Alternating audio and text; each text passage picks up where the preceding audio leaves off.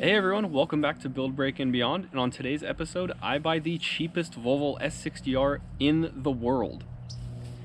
And to say it's rough is a huge understatement.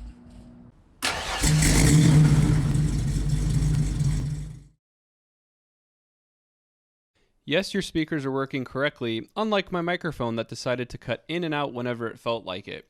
So here's me walking to the local BART station to meet up with my friend Michael from Detmers Designs to buy the cheapest Volvo S60R ever.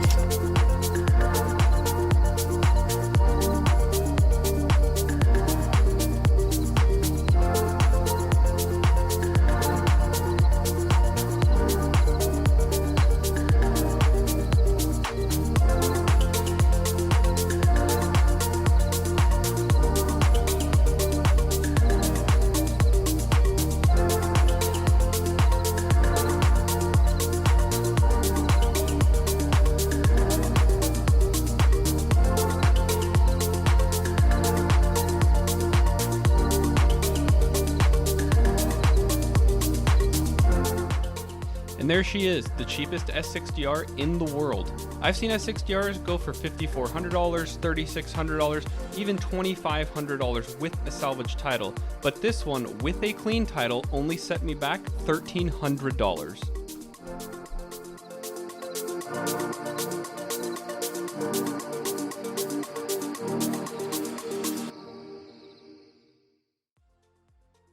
By the time we trailered the car to my house, unloaded it, and got it into my driveway, it was nearly 10 p.m., ending a 9-hour journey to pick up this car, so a thorough inspection would have to wait until the following morning.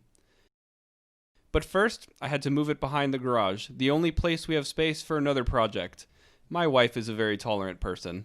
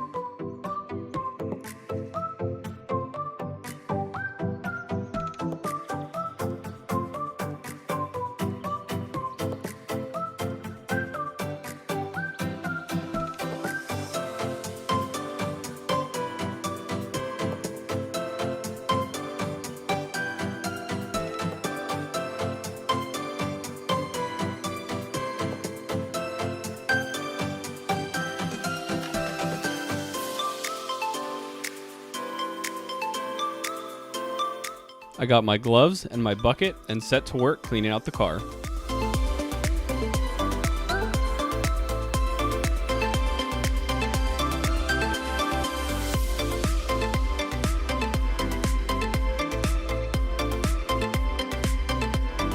For some reason there are two separate sets of aftermarket floor mats in here and no originals.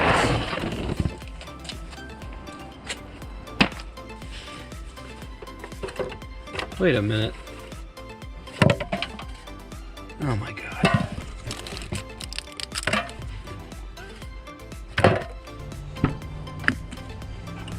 And it looks like we have the front cross brace, the lower air dam. This part goes behind the grill. This is one engine cover. I don't know where the other one is. Of course this one is cracked. Air intake. One of the other floor mats. Dear God.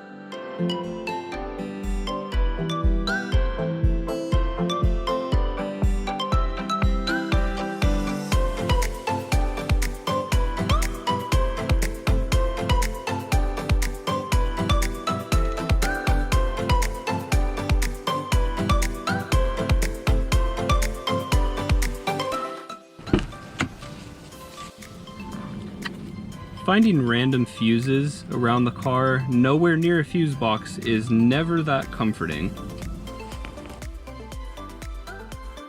Well, I guess we're not having artichokes this year. All right, onto the trunk. I had no idea that the spare tire was a full size.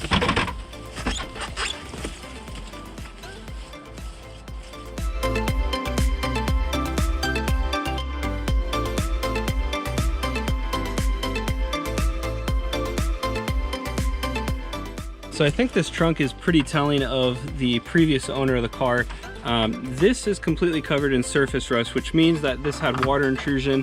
Maybe the trunk was left open, something like that when it was raining, and it was never cleaned up. The spare tire hold down is not there anymore, as well as this battery. That's not really connected. That's not connected. It's not strapped down. The only thing I know about this car's running status is that it does have a misfire that the previous owner tried to fix, and when I asked him why he was selling it, he said because of the misfire. So I feel like he might have exhausted a couple options, maybe new coil packs or PCV, but let's give it a look and just see what's under there. No, God! No, God, please, no! No! No! No! Well, I think we found the misfire. Obviously, the previous owner had no clue what they were doing when it came to electrical work and tried to splice in some new wires or connectors or something back here.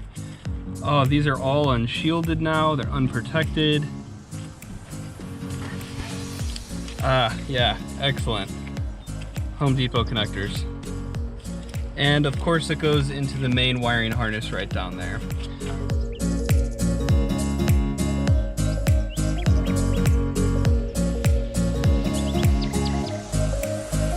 As a bonus, this cone air filter is not connected anymore. There's a bag over here. All right, a bag with some socks in it. What the hell? Oh, and I just noticed this too. That'll be cool finding out exactly where that went instead of the owner just putting it back on right when they took it off. I have never filled a complete bucket with stuff that I found in a car, and this stuff is not very comforting, but at least it's out and we can move on. So this car got what I consider to be the coolest shift boot on any production car ever. Look at this, it's not soft at all, it's not leather, it's just a ball. And I just think it is so cool. So while this window is here and it's actually in really good condition, it's fallen off its track a little bit, so you shouldn't really be able to do that on any car. I am worried about the rain, so I'm gonna get some Gorilla Tape and we're gonna tape it up.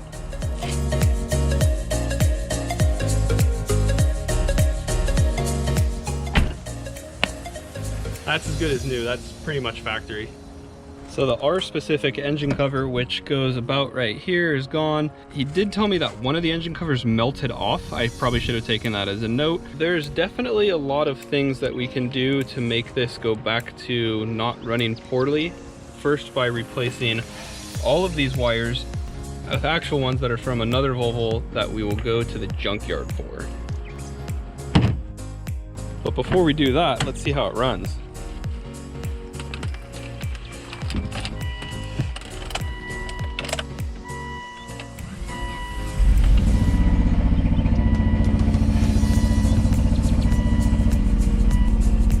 I'm pretty surprised that still works.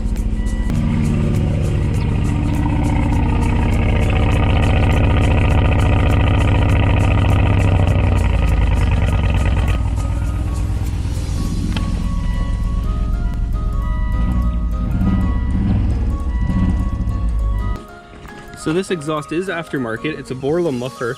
Okay, it's a Borla muffler. Okay, it's a Borla muffler that the previous owner put on, and this is wobbling around so much that I'm pretty sure there's a missing exhaust hanger You can even see how much it's been banging with these witness marks here. Oh, thank you, thank you, thank you. All right, we have some engine codes, so let's put the scanner in and see what we get.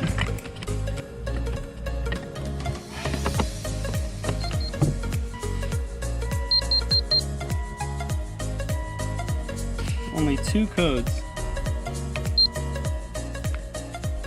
All right, and when we look up the codes, one of them is for the front O2 sensor on bank 1. The other is for cylinder 3 misfire. So nothing too unexpected there. These shouldn't be too hard to fix though, especially when we have an OEM Volvo wiring harness that we're gonna get from the junkyard so that we can splice it in. So let's go.